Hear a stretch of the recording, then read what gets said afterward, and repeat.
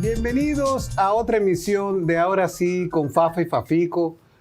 En el día de hoy tendremos un programa muy interesante porque vamos a hablar de nuestra ciudad y los retos para una parte grande de la población dominicana que se ve excluida de acceder a servicios, a compras, a actividades cotidianas que para todos son sencillas, pero para una persona con discapacidad es un reto en una ciudad donde todavía no la hacemos accesible para ellos. Antes de entrar en ese tema, con nuestra invitada de hoy, también me es importante recalcar en los avances que vamos como país. Y uno de los avances más importantes y que nos acercan a la meta de pasar de país en vías de desarrollo a un mejor futuro es la tecnología. Y en eso tengo el placer de anunciar que ya se realizó la 18ª graduación de los estudiantes del ITLA, que han graduado, déjenme decirle, 631 personas, lo cual es un récord para ellos de graduación. Todos ellos profesionales en las nuevas tecnologías, en las tecnologías de la información y el conocimiento necesarias para un mejor devenir. Ahora que estamos hablando de inteligencia artificial, que estamos hablando de robótica, si nosotros no podemos engendrar la cantidad de profesionales en esas áreas, vamos a tener un país deficitario, un país fuera de las metas de desarrollo que se ha planeado para nuestro país.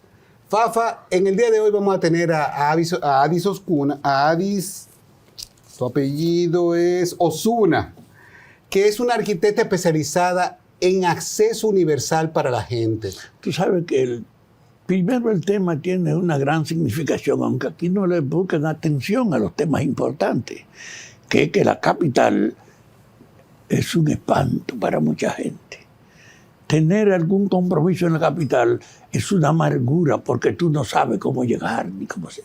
La accesibilidad a la ciudad es un problema. Y con esta arquitecta vamos a hablar sobre cómo abordar este problema de la dificultad que tiene la ciudad para uno integrarse en ella y caminar. Imagínate, si una persona sin ningún tipo de discapacidad física ya tiene problemas, nuestra ciudad es agresiva hacia el peatón.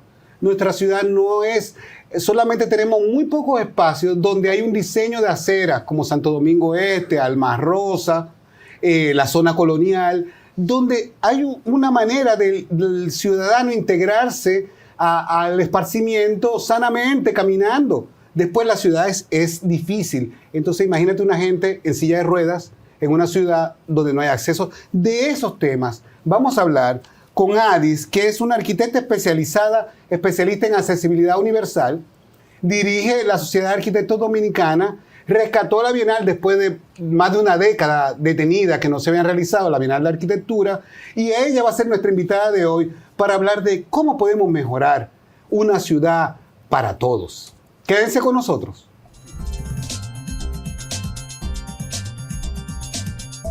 Aquí estamos hoy con Adis Osuna, una arquitecta que va a abordar con nosotros un tema de interés social, pero que es con poca atención por todo el área pública.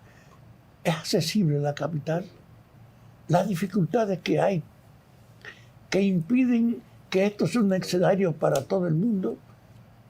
¿Puede una persona con limitaciones físicas moverse con seguridad y tranquilidad en la capital? A veces cuando uno tiene que ir a un lugar a una hora, va preocupado porque para poder cumplir tú tienes que salir mucho antes desde tu casa. Yo fui ayer a una reunión convocada a las 6 de la tarde y salí de mi trabajo a las 5 menos 5. Y así yo pude llegar media hora antes de que la hora comenzara. Pero normalmente las dificultades de la ciudad hacen que el incumplimiento sea una práctica generalizada. Vamos a hablar entonces con una persona que maneja el tema, como es esta dama, Adis Osuna. Adis, después de esta reflexión de Fafa, me gustaría saber por qué tú entras al tema de la inclusión y terminas estudiando arquitectura para resolver esa situación. Que yo empecé a hacer una maestría en diseño arquitectónico y empezó todo como algo no tan profundo, sino tratando de entender cómo los colores afectan las emociones de personas ciegas. Nosotros siempre diseñamos... Explícanos eso. ¿Los colores? ¿Cómo pueden o sea, nosotros los diseñadores, no solamente los arquitectos, para nosotros el color tiene una psicología. Por ejemplo, el azul está relacionado con la calma, el rojo con espacios dinámicos. Si nos fijamos, todos los restaurantes de comida rápida tienen el rojo y precisamente es para provocar esa excitación, que las personas coman rápido y se retiren del lugar. Sin embargo, si hacemos la comparación con un restaurante donde lo que se espera es que las personas puedan tener varios tiempos, tomar café, la ambientación es totalmente diferente, más calmada, la luz más tenue. Pero en mi región, pues, tú se refería al impacto sobre ciegos de color. Exacto. ¿Cómo Me es empezó eso? a llamar la atención. Nosotros, si le prestamos tanta atención a ese aspecto, ¿qué pasa con las personas que no pueden ver esa parte de la arquitectura que nosotros producimos para incidir en sus emociones? Entonces, de ahí surgió una teoría de que utilizando otros estímulos a través de los olores, la temperatura y sonidos, se podían producir sensaciones similares. Por ejemplo, el olor a menta está muy relacionado con espacios frescos, tranquilos, como es el verde. Los olores amaderados relacionados con el rojo. Y hicimos varios experimentos muy interesantes donde descubrimos que todo lo que tiene que ver con la industria de la perfumería no es casual. O sea, si nos fijamos, los perfumes de ciertos colores tienen notas predominantes y eso lo intentamos transportar a la arquitectura. Wow. Pero una vez profundizado en ese camino, me di cuenta que el menor de los problemas que tenía una persona ciega era sentir algo en un espacio. El mayor problema era que ni siquiera podía acceder. Y por ahí me fui interesando en todo este tema. Entendí que los arquitectos somos los gestores de la inclusión, porque si un espacio no es accesible, si una ciudad no es accesible, entonces realmente no podemos hablar de que estamos siendo inclusivos. Señores, y estamos hablando de una situación que a ustedes les va a parecer increíble. A mí me lo pareció cuando del programa me mandaron algunos datos y lo verifiqué. Pero hay más de 1 millón de personas en República Dominicana, según el censo del 2010, que tienen algún tipo de discapacidad. Eso hay diferentes tipos de discapacidad. Hay motora, hay ceguera, hay sordera, hay otro tipo de habilidades con problemas cognitivos, pero es una proporción altísima. Y lo que todavía aterra es que el 72% de la población discapacitada de República Dominicana vive en ciudades.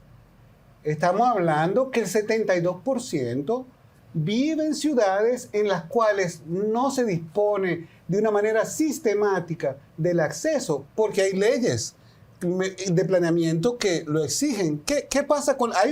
¿Qué legislaciones tienen que ver con esto? ¿Por qué no hay un mayor crecimiento de la accesibilidad para la gente? Bueno, tenemos la ley 513 sobre discapacidad en República Dominicana, que es el eje central con todo lo relacionado a la inclusión de personas con discapacidad. Ahí se tratan los temas que tienen que ver con el acceso a la salud, la educación, incluso la accesibilidad universal es uno de los principios de esta ley, aparte de ser uno de sus artículos. Igual, la accesibilidad universal es parte de los principios de la Convención de Derechos de las Personas con Discapacidad, pero también es un derecho. O sea, no es una condición que debemos... No es un favor. No es un favor, y muchas veces cuando emito esta opinión, de repente no es la más popular, pero lamentablemente muchas veces en nuestro país abordamos la inclusión de personas con discapacidad como que somos buenas personas los que estamos haciendo algo y no somos lo suficientemente críticos para hacer cumplir las normativas, porque existe esa ley 513 y tenemos un reglamento del Ministerio de Obras Públicas, el R007, de construcción sin barreras, que poca gente entiende. Pero también tenemos otra normativa de accesibilidad, la NORDOM 779 del Instituto de Calidad Dominicana, que habla también de cuáles son todos esos parámetros que tienen que cumplir las aceras, los espacios. Tenemos otra normativa que habla de cómo deben ser las páginas web, porque una persona ciega necesita otro tipo de accesibilidad, necesita accesibilidad digital para con su teléfono poder navegar de forma autónoma, porque también para acceder a los servicios del Estado, por ejemplo. Para pagar, para leer documentos. O sea, la accesibilidad tiene mucho que ver con autonomía, seguridad, confort y equidad. Entonces, tú me dices que tenemos una normativa arquitectónica para eso, pero no tiene fuerza legal para que debería de hacerse. ¿Cómo funciona eso? ¿Por qué no se aplica? Yo creo que hay dos elementos importantes en ese sentido, y yo desde que inicié hace 13 años a trabajar con este tema, me di cuenta primero que nosotros en República Dominicana no hemos creado una cultura de accesibilidad, no la entendemos. Entonces muchas veces vemos que hay una rampa y más adelante hay un escalón, por ejemplo. La rampa de repente cumple con la normativa, pero al final las personas no pueden acceder. O yo simplemente porque no me da el espacio pongo la rampa, pero no la hago con la inclinación, con la pendiente que debe tener. Y otro aspecto importante que yo creo que afecta muchas de las legislaciones que tenemos es la fiscalización. No se fiscaliza y por eso tampoco hemos avanzado en ese tema. Es decir, en la elaboración de las actividades de construcción o de remodelación de la ciudad no está presente que para la diversidad de estados de la población hay que tomar en cuenta, incluso por el acceso, por la movilidad y por todo. Sí. Es decir, esta es una ciudad donde, a pesar de la significación y la trascendencia, cuando tú tienes que moverte en ella, no puedes escapar al terror o a la angustia, porque tú sabes que no es fácil moverte en esta ciudad. Para uno con control de los sentidos, imagínate para una persona con limitación, o visual, o auditiva, o física. Claro. También es importante resaltar que, por ejemplo, yo sufrí la falta de accesibilidad cuando yo tuve mi primer hijo e intenté salir con un cochecito de bebé a pasear por la ciudad. ¿Y cuántos hijos tú tienes? 2. 2. Entonces, ya con el segundo ni siquiera intenté sacar el carrito. Andaba con mi muchacho cargado. Entonces, pero también es una realidad para adultos mayores o para personas que tienen un accidente temporal.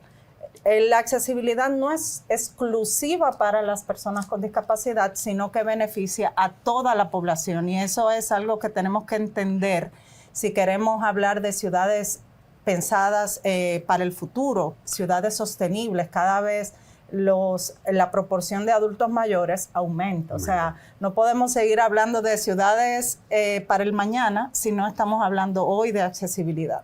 Qué excelente reflexión de esa. Adi, tú sabes que no recuerdo, pero en la fecha, o sea, la década ni siquiera, pero sí que hubo como un gran movimiento por la accesibilidad hace unos años atrás. Como que antes no se había hablado de eso y en ese momento empezó a hablarse de accesibilidad. No recuerdo qué alcalde fue. ¿Tú vamos a tener algún dato? Sí, mira, de hecho, tenemos que reconocer que la última década, un poco más, hemos avanzado mucho en temas de inclusión. y siempre me gusta hacer la discriminación de ambas cosas, porque ciertamente de una década hacia acá muchas autoridades, empresas, profesionales han entendido la importancia de incluir las personas con discapacidad. En lo que nos falta realmente avanzar es en la parte de accesibilidad. Por ejemplo, en la gestión de la alcaldesa Carolina Mejía, ella incluso creó un departamento de inclusión, y en los parques que se han hecho intervenciones hay atisbos de introducir algunas de esas mejoras de accesibilidad. Todavía hay muchísimos retos, porque la accesibilidad tiene mucho que ver con la formación técnica. O sea, no basta que tú tengas la buena intención de hacer algo accesible. Hay un conocimiento técnico que a nivel país nos falta todavía reforzar en los profesionales de la arquitectura, de la ingeniería y de todo lo que intervienen con el tema de la construcción. Sí, porque es un problema. Por ejemplo, en estos días estaba cerca del Patronato Nacional de Ciegos, y la verdad es que son unos héroes. Las personas autónomas que tienen ceguera, dominicanos, son unos héroes, porque las cosas que ese señor estaba sorteando por sí misma eran muy difíciles e impredecibles. Aquí no hay un tamaño estándar de acera, cuneta, las calles muy pequeñas, con roturas. O sea, es algo que me impresiona, cómo ellos han podido ser autónomos en una ciudad que prácticamente está rechazando eso, y rechaza también el uso de silla de ruedas. Por ejemplo, a esta misma edificación, que fue construida ya hace unos años, pensamos en invitar a una persona que hablara sobre el tema, que estaba en silla de ruedas. Pero es totalmente imposible, porque hubiera sido levantar a esa persona 3 pisos para que asistiera a esta conferencia, con el riesgo que eso podía conllevar. Pero imagínense si esa persona labora en una empresa. Y ahora hay que hablar también de eso. Hay un porcentaje que no tiene tampoco la accesibilidad en las empresas para participar. Y la mayoría de las empresas, si ustedes se van a la encuesta que hubo en el 2021-2022 sobre el tema en la ENAE, pueden ver que el mayor porcentaje de personas que tienen acceso a un trabajo teniendo algún tipo de discapacidad solamente se produce en las empresas mayores, en las empresas más grandes, porque les es más fácil manejar eso, pero tenemos dificultades grandísimas con el acceso. En ese sentido, ¿qué tú crees que son los próximos pasos que los ayuntamientos deben de hacer para seguir mejorando? Y el Estado, per se, yo sé que hay organismos que se tratan de eso también, pero a nivel de municipalidad. A nivel de Estado, tenemos el Consejo Nacional de Discapacidad, que es ese ente regulador, y para mí en muchas ocasiones es un error entender que todo lo relacionado con discapacidad tiene que caer, o sea, depende del Consejo Nacional de Discapacidad. Los últimos meses, con la nueva gestión, se ha visto una mirada diferente para abordar el tema de la accesibilidad y darle prioridad, pero la realidad es que cada ministerio, cada alcaldía necesita tener una agenda de accesibilidad, porque lamentablemente la accesibilidad sobre los espacios construidos conllevan inversiones que necesitan realizarse a corto, mediano y largo plazo. O sea,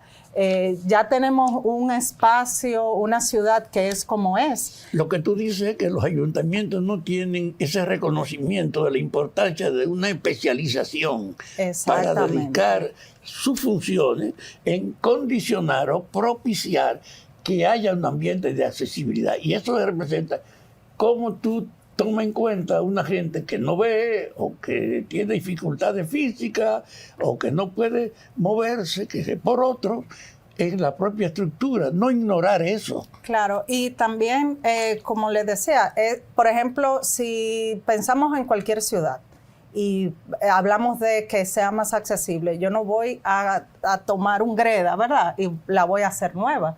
Yo necesito planificar cuáles son esas acciones que yo voy a empezar a tener. De repente, la intervención de los espacios públicos más importantes. Empecemos por los hospitales y las aceras circundantes. Empecemos por las universidades, por las escuelas. O sea, tenemos que tener algún plan. Y eso va a conllevar una inversión económica, pero yo puedo planificarla en el tiempo. Además que la accesibilidad también es transversal.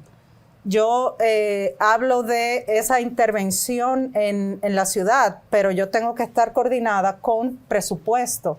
También debo tener entidades que reciban denuncias. Por ejemplo, en casos donde existe una familia o personas que tengan dificultades. Es un tema complejo que debe ser abordado de forma integral, porque si hablamos del empleo y la educación, yo puedo tener todas las escuelas o universidades accesibles, pero si el transporte no está trabajando a la par, va a ser imposible que esas personas lleguen o se van a enfrentar con los mismos retos de que el guagüero no se paró a montar la silla o que te va a cobrar el pasaje doble. O sea, todavía es una conversación transversal que debe ser abordada de manera gradual y con un presupuesto comprometido. O sea, la accesibilidad no puede ser una improvisación.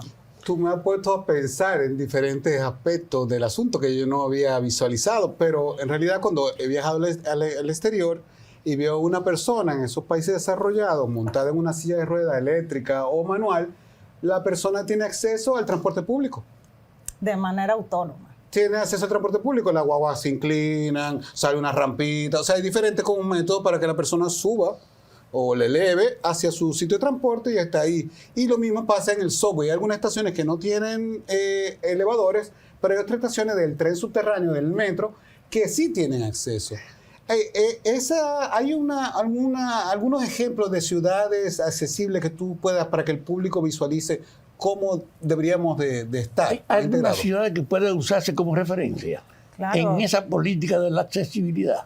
Claro, tenemos el ejemplo, por ejemplo, de Bogotá, que ha hecho muchísimas intervenciones. Estados Unidos, que el tema de la ley de discapacidad es una ley federal y y también es una ciudad las ciudades son relativamente jóvenes, pero por ejemplo, si viajamos a España, hay muchos ejemplos también de cómo esas ciudades patrimoniales se han ido convirtiendo a cada vez ser más accesibles. Santiago de Chile, Montevideo. O sea, ¿qué cosas han agregado ella? ¿Qué han producido para propiciar esa clasificación que tú dices? Hay una tendencia de mayor accesibilidad en esta ciudad que en la otra. ¿Qué es lo que pasa? Yo quiero, con esa pregunta, de cuál es la diferencia, qué es lo que marca la accesibilidad entre una ciudad más accesible y otra, para que se quede para el próximo bloque. Manténganse sus asientos, que a la vuelta estaremos con ustedes respondiendo a esa incógnita. Hay ciudades más accesibles que otras. Hay ciudades donde uno puede llegar y darse cuenta que están establecidas para propiciar sin discriminación el acceso de todas las personas, porque han tomado en cuenta las dificultades que a nivel de la sociedad se producen. Y por eso es importante reiterarle a la compañera y amiga que está aquí cuáles son, por tu experiencia, las ciudades donde hay más evidencia de que han tomado en cuenta la diversidad de las demandas sociales. Realmente, como les comentaba, hay muchísimos ejemplos. La diferencia es, y les comparto mi frase, es que la inclusión es la meta, pero la accesibilidad es el camino. Cuando entendemos esa diferencia de que realmente lo que estamos buscando es inclusión, pero la inclusión es un postulado que abarca temas conceptuales y que necesitamos poner manos a la obra, hacer cosas diferentes, hacer cosas accesibles, que tienen requerimientos técnicos y especificaciones que no se logra de un día a otro y que conlleva un trabajo comprometido de varios años. Por ejemplo, de las ciudades que les mencioné, varias de ellas tienen planes de accesibilidad, planes municipales de accesibilidad que duran 5 y 10 años para su ejecución. Entonces, ahí es donde radica realmente la diferencia de que podamos hablar de que somos más inclusivos. Entonces, no contamos con un plan nacional en ese sentido, o sea, con una hoja de ruta, con pasos específicos para hacer. No, el CONADIS no la tiene todavía. No la tiene, pero de esa visión que está asumiendo la nueva gestión es que ya están trabajando con un plan nacional de discapacidad y un pacto por la accesibilidad, que realmente necesitamos. Yo siempre hago la salvedad de que el tema de la inclusión de personas con discapacidad no es solamente responsabilidad del Estado, ni un problema de las personas con discapacidad y las asociaciones que las representan, sino también hay un compromiso del sector privado y de las personas de manera en general para que esta realidad cambie. O sea, es un juego de 3, no un problema de 2, que es lo que muchas veces pasa. Y cada ministerio debe tener sus tareas específicas para mejorar la accesibilidad de personas con discapacidad, cada empresa. Ese es el problema, que desea un mundo habitable, no importa si usted tiene o no capacidad plena para desenvolverse, porque hay una previsión en las organizaciones administrativas para que con cualquier dificultad se le dé un trato especial. Lo que tú decías, una gente en una silla de ruedas, a lo mejor la guagua no quiere ni pararse para no tener el problema de manejarla. Es decir, pensar en la accesibilidad como un desafío es lo que puede propiciar entonces una programación que permita que la autoridad imponga como exigencia a todos los elementos que participan en la construcción y expansión de la ciudad, tomar en cuenta esa variedad. Es una ciudad además en la cual no veo tampoco una cultura estatal para ayudar a solucionar esa situación. Creo que en eso todavía estamos años luz. Debemos de pensar que la integración a la vida cotidiana, a la laboral, debe ser más fácil si la persona tiene acceso a ella, a cómo inclusive llegar a su trabajo. Porque hay una ley, yo conocí a la persona de la Asociación de Discapacitados con actividades motoras y físicas, lo conocí hace muy poco, y me hablaba de ese mismo problema. El señor, su problema es físico. Entonces, así hay muchas otras personas.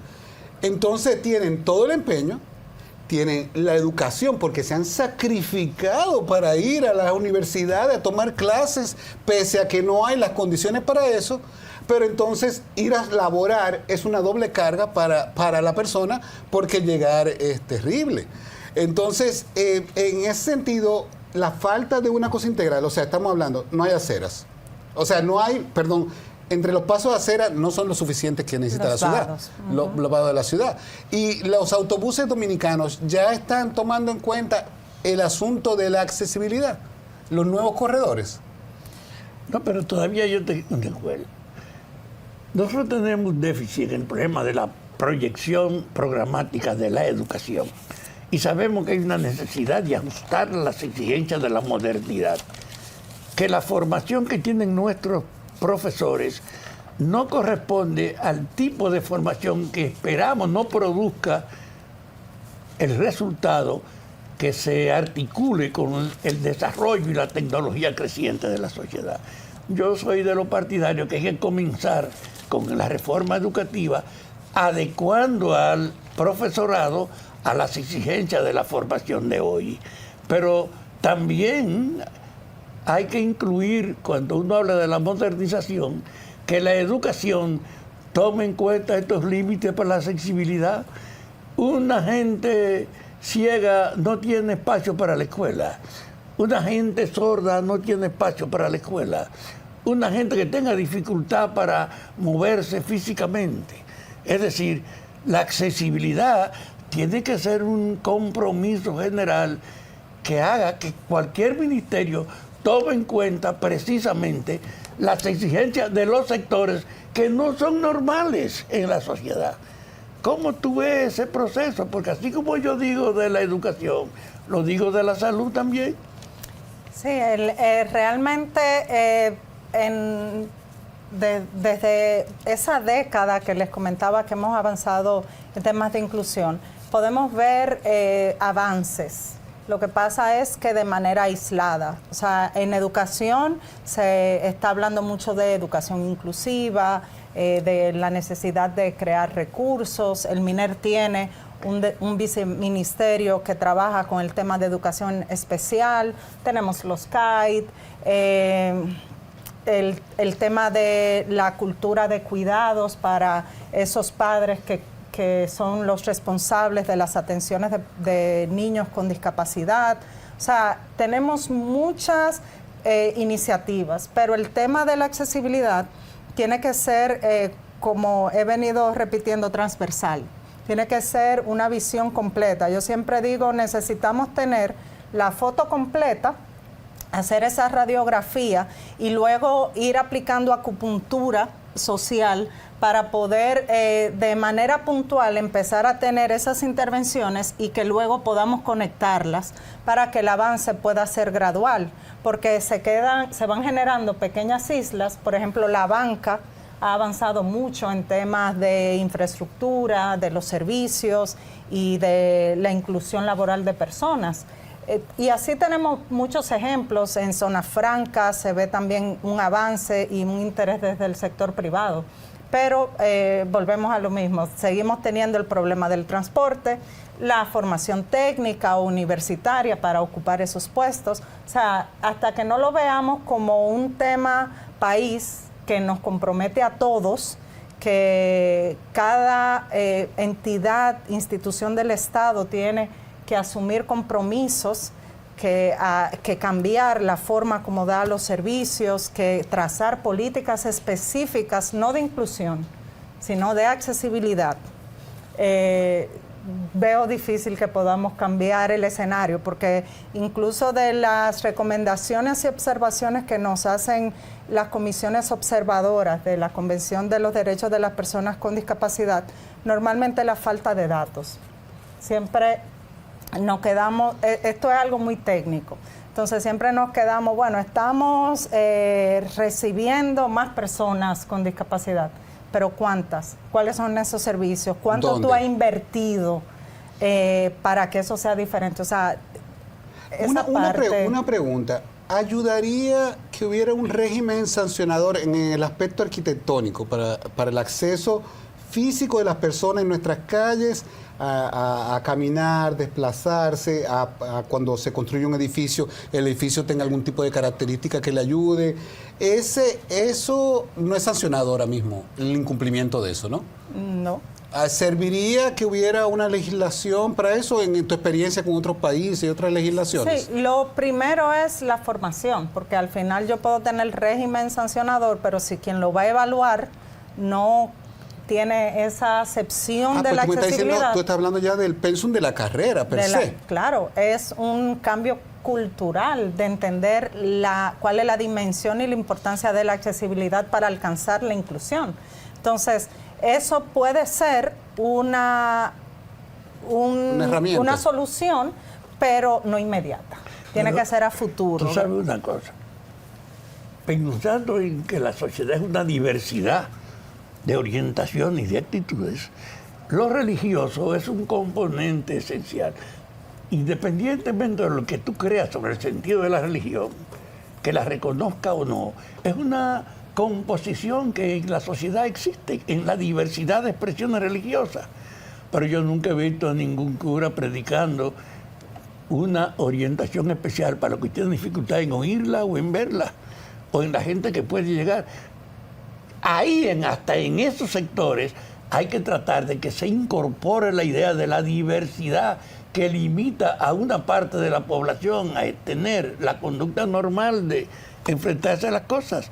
Yo quiero ver una misa para los sordos o una misa para los ciegos, nunca lo he visto. Y desde ese punto de vista yo creo que hasta para la religión es necesario saber que hay un límite en la ciudadanía impuesto por las dificultades que tiene parte de la población en desenvolverse con la normalidad de los otros, y que hay que facilitar que ellos puedan participar en todo lo que escojan. Fafa ha mencionado algo bien importante con la iglesia, porque mi abuela Mónica era fanática, súper fanática, y entonces fue muy duro cuando abuela dejó de tener las posibilidades de ir a la iglesia, dejó de asistir. Y por lo menos en el canal de la Iglesia Católica creo que había ella se sentía una comunicación, y inclusive ahí me fijé que tiene un intérprete de manos, me parece, de lenguaje de señales, que le hace a gente como ella, le permitía de cierta manera llegarle el mensaje, su conexión con Dios, que era tan importante para abuela. Pero llegar a la iglesia era terrible ya cuando dejó de caminar. O sea, fue una cosa, se acabó el padre gracias a sus años de feligrés que tuvo abuela. Los padres iban a la casa a veces a llevarle la misa y eso, pero caray, no todo, es una gran parte de la población que va hacia allá. El mundo ha cambiado de 1950 hacia acá. La estimación de vida es altísima. Entonces cada vez más va a haber más personas mayores que van a necesitar estas cosas. Entonces estamos hablando que necesitamos una cosa integral, un plan nacional, una legislación más fuerte en cuanto al régimen de consecuencias para la cosa arquitectónica, y una cosa educacional desde las universidades, las escuelas y todo eso. ¿Hay mirando ya que nos falta todo eso, también hay muchos puntos brillantes, tú has dicho? ¿Tú podrías ponernos algunos ejemplos que tú entiendas que son significativos, que hemos logrado como país hacer para acceso a la gente? Claro que sí. Tenemos, por ejemplo, las intervenciones en la 27 con Máximo Gómez. Hay una alianza entre el Intram, la Alcaldía del Distrito Nacional y la Asociación Popular. Hicieron una intervención desde ese punto hacia toda la Máximo Gómez para garantizar que las intersecciones fueran accesibles. O sea, el tema de los vados peatonales para poder cruzar la calle en silla de ruedas. También les comentaba, hay muchas empresas privadas que están teniendo la iniciativa. La banca, el Banco de Reservas, yo creo que ha tenido un liderazgo importante, logrando que sus cajas tengan una que es más baja para atención a usuarios de silla de ruedas, por ejemplo, el tema de medios digitales para que una persona ciega pueda tener autonomía, porque tú sabes que los medios de verificación normalmente es la tarjeta de números o el token digital, que todo es visual. Una persona ciega no tuviera autonomía. Ellos han incorporado soluciones audibles para poder brindarle ese tema. Tienen también un porcentaje altísimo de personas con discapacidad laborando, porque según la ley 513, el 2% de la empleomanía de empresas que tienen más de 50 personas debe tener alguna discapacidad. Y en el Estado, el 5% de la empleomanía debe tener alguna discapacidad. Uy, pero es decir, yo creo que tú estás tocando un aspecto para que la gente valore la significación de un espacio como este programa. La accesibilidad, facilitarle al sector de la sociedad que no es igual que el común, que tiene algunos límites, que él tiene derecho también, igual que los que no tienen dificultad. Que los bancos sean capaces de tener un acceso con la tarjeta o con la audición y hasta con el espacio para saber que gente que vaya allá desde una sillita no es lo mismo que el que va moviéndose. Es una muestra de tomar en cuenta la parte de la población que tiene dificultades para que ellos tengan derecho al acceso del ejercicio de su vida, que no sea una exclusión, que tener un límite en la sociedad no puede ser una vaina que haga que tú ni siquiera lo respetes. Yo creo que es un desafío para que se generalice la idea de la tomada en cuenta, como estás tú explicando, tomada en cuenta que hay que manejar una población que en general no es igual en cuanto a su disponibilidad, que hay dificultades físicas, auditivas, visuales, de movimiento, y que todos esos límites hay que facilitarle su espacio en el desarrollo de la vida. Fafi, yo quiero agregar algo también, porque hemos hablado de costos, pero ¿y cuánto dejamos de ganar como país si no podemos integrar a personas con la voluntad de trabajar por impedimentos físicos, barreras que no le han permitido tener ese acceso? ¿Cuánto nos cuesta no tener un 5% todavía? Porque no lo creo que lo tengamos, porque yo lo hubiera notado a nivel estatal que lo tenemos. Un 5% de personas con discapacidad trabajando en el Estado y un 2% en las empresas privadas. Eso nos va a enriquecer como país. Vamos a aprovechar el talento y que se ha creado. Muchas dificultades de estas crean inclusive gente con actitudes en otras áreas diferentes a las que tenemos otras personas, porque tienen que desarrollar esas capacidades y estamos dejando de percibir ese caudal. Eso sí, quiero decirte que aquí tratamos siempre de buscar las cosas que están en dificultades, que faltan por cumplir, pero me siento bastante inspirado con la visita de hoy, de saber que hay una nueva administración en este centro, en el CONADIS, que el ayuntamiento también está trabajando en esa área y que hay una visión común. Y creo que también hay un nivel educacional de la población que ha mejorado con eso. ¿O estoy equivocado en ese sentido? No, ciertamente cada vez escuchamos hablar más de inclusión. Mi queja siempre es el tema de que falta prestarle la atención debida a la accesibilidad para que eso pueda seguir avanzando. Tú hablabas de los beneficios de la accesibilidad y, por ejemplo, cuando yo empecé a hablar de todo este tema, empezaba hablando de turismo accesible, que es hay una derrama económica importantísima de turistas que viajan con discapacidad. Por ejemplo, en Estados Unidos hablamos más de $7,000 millones de personas con alguna discapacidad destinan para sus vacaciones. Pero para poder hablar de eso a nivel país, tenemos primero que ser accesibles para luego atraer a ese mercado, porque no pasa como normalmente la oferta y la demanda.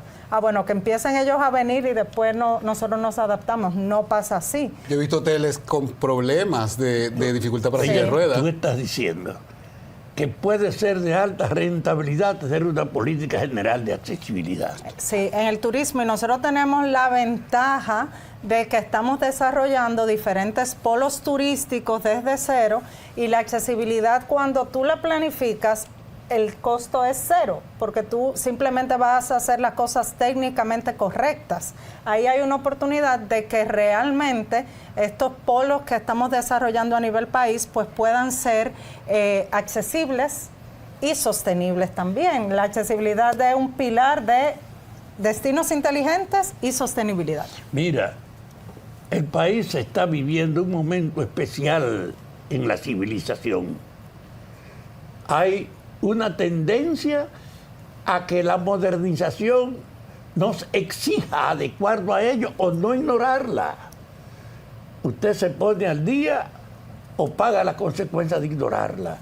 Pero el Estado tiene que tener la condición de una oferta universal para que todo el mundo sea tomado en cuenta. Mira cómo tú hablas. ¿Cuánta gente en el mundo tiene recursos para el turismo, pero tiene una limitación personal? Ahora, si sabe que puede venir a un país donde el sordo, el mudo, donde el cojo, cualquiera tiene atención, seguro que para el país se vuelve beneficioso. Señores, vamos a esperar que ahora sí empiece el camino de un acceso universal. Muchas gracias por su sintonía, muchas gracias por venir a nuestro programa, arquitecto Osuna, y televidentes, nos vemos la próxima semana.